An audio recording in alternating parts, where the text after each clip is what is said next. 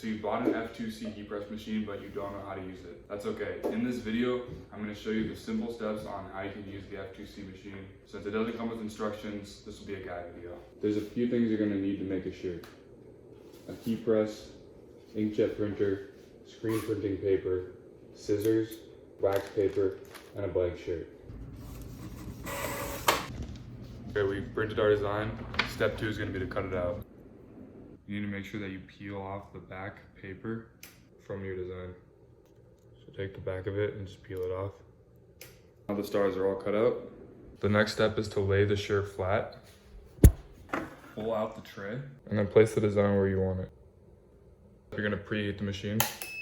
If you don't already have a preset time, you can just hit set and then up or down to set the time and hit set again.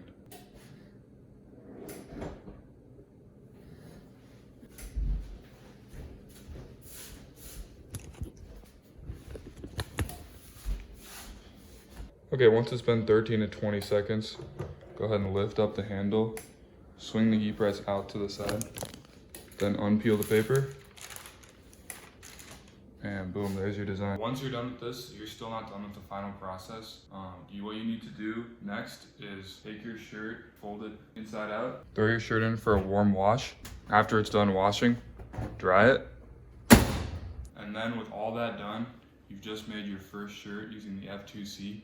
Definitely check out my last video if you want to learn more about the machine. I explain some of the pros and cons of the F2C. If you have any more questions about the F2C, leave them in the comments. Thank you for watching, and make sure you subscribe for more content like this. Thanks.